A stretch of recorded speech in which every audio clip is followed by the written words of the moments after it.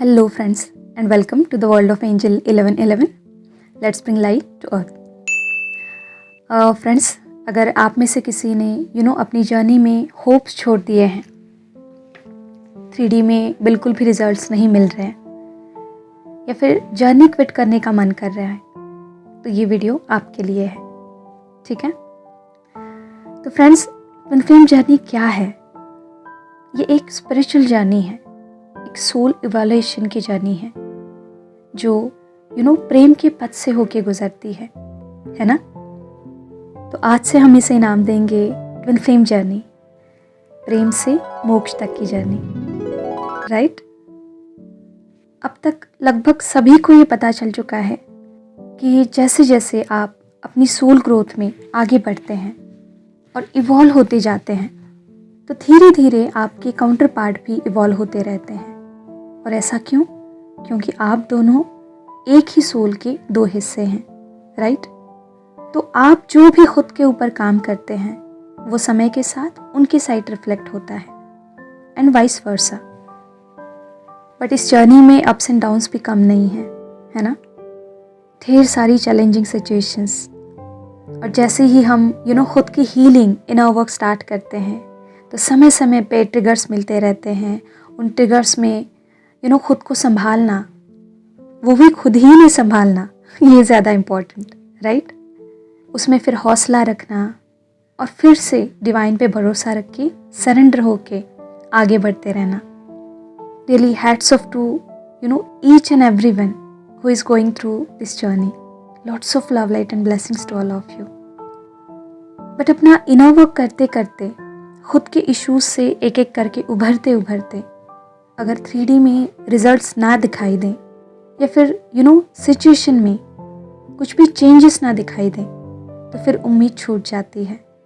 बहुत सारी फेमिनाइन्स से जनरली मैं ये सुनती हूँ कि मैम बस अब थक चुकी हूँ, क्विट करने का मन कर रहा है, कुछ चेंजेस नहीं दिख रहे.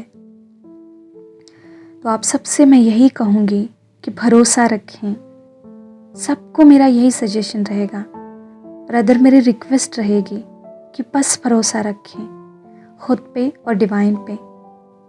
पूरा यूनिवर्स, आपके सारे एंजल्स आपके फेवर में काम कर रहे हैं, बिकॉज उन सभी के प्रेजेंस में ही आपने ये जर्नी, ये सोल प्लान चूज़ किया है यहाँ बर्थ लेने से पहले. बस थोड़ा धैर्य रखिए. मैं खूब समझती हूँ कभी कभी मुश्किल है, पर एक बात बताऊँ, उस हर एक मुश्किल सिचुएशन में ही आपका जो सरेंडर है वो बढ़ता जाता है. बिकॉज इंसान समर्पण भाव में तभी आ सकता है जब उसके पास डिवाइन दूसरा कोई ऑप्शन नहीं छोड़ता.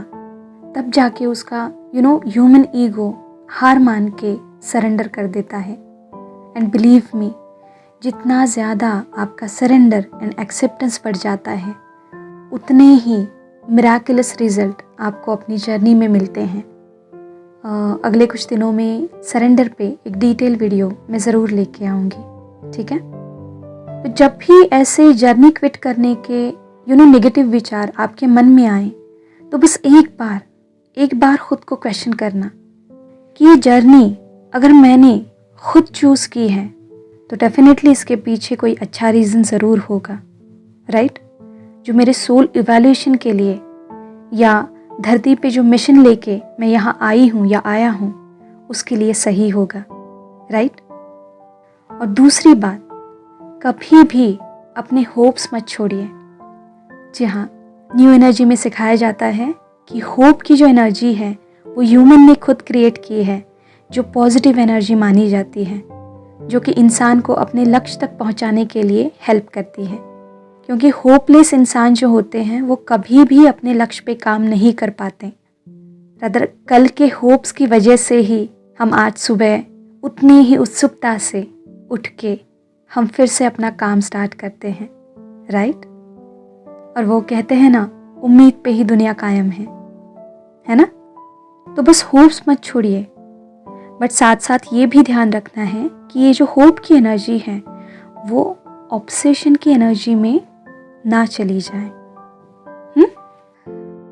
इस पृथ्वी पे डिज़ायर रखना बिल्कुल भी बुरी बात नहीं है. अगर उस डिज़ायर के और उसके रिजल्ट के प्रति ऑब्सेशन नहीं है तो, ठीक है। और एक मेन बात, जब भी इस तरह के नेगेटिव थॉट्स आए, सबसे पहले अवेयर होके ये अफर्म करना है, I now taking back all my powers. बस इसे बार बार अपने मन में दोहराते जाना है, लंबी गहरी सांसें लेती जानी है, I now taking back all my powers, और पूरी तरह से अपनी पावर में आना है। यहाँ और एक मेन बात कि 3D में जो भी चल रहा है उस पर बिल्कुल भी बिलीव नहीं करना है। जी हाँ, बिकॉज 3D में जो कुछ भी चलता है सारा इल्यूजन है। इस चीज़ को आप सब बखूबी जानते हैं, है ना। सो जो अपनी ऊपरी आंखों से दिख रहा है उस पर भरोसा ना करें, और जो अंदर की आंख से दिख रहा है उसी पे भरोसा करें। And last but not least, ये बात बिल्कुल भी नहीं भूलनी है that we are the creators of our own reality. आप जैसे चाहो अपनी लाइफ वैसी बना सकते हैं, और उतनी पावर डिवाइन ने आप में से हर एक को दी है। ऐसा नहीं कि किसी को ज़्यादा दी है, किसी को कम दी है, बिल्कुल भी नहीं, सबको सेम पावर है। बस ध्यान करके डिवाइन के साथ अलाइनमेंट में आके उस पावर को और ज़्यादा बढ़ाना, ये आपके हाथ में है, क्योंकि इसके बाद ही आप इजीली अपनी चीज़ों को मैनिफेस्ट कर सकते हैं। तो अब ये आपके हाथ में है कि हिम्मत ना हारते हुए, डिवाइन पे खुद पे भरोसा रखते हुए, आगे बढ़ते हुए अपने यूनियन के टाइमलाइन को पास लाना, या फिर नेगेटिव सोच विचार में स्टक रह के जर्नी क्विट करने जैसे थॉट्स रख के यूनियन को और ज़्यादा डिले करना। जी हाँ, किसी भी सिचुएशन में आपके पास दो रास्ते होते हैं। एक होता है पॉजिटिव जो डिफ़िकल्ट दिखाई देता है, और एक होता है नेगेटिव जो हमेशा बहुत ईजी लगता है समाज की नज़र में, या फिर उस पे जो वर्क है वो बहुत ईजी, या फिर उसके रिज़ल्ट जो हैं वो बहुत ही जल्दी मिलने जैसे होते हैं, है ना। तो चुनाव आपको करना पड़ता है कि आपको डिवाइन के विल से आगे बढ़ना है, या 3D के हिसाब से डिसीजंस लेके अपने कर्मास की या लाइफ के कॉम्प्लिकेशंस को और ज़्यादा बढ़ाना है। बस ये बात हर एक को पता है कि आप चाह कर भी, जी हाँ, आप चाह कर भी इस जर्नी को बिल्कुल भी क्विट नहीं कर सकते। अगर आपने अपने ईगो में, ज़िद में आके क्विट कर भी दिया और दूसरे किसी रिलेशनशिप में मूव ऑन कर लिया, तो कुछ साल बाद या फिर जन्मों बाद डिवाइन आपको इसी रास्ते पे लाके खड़ा करेगा, इसी पॉइंट पे जहाँ से आपने ये जर्नी क्विट की थी।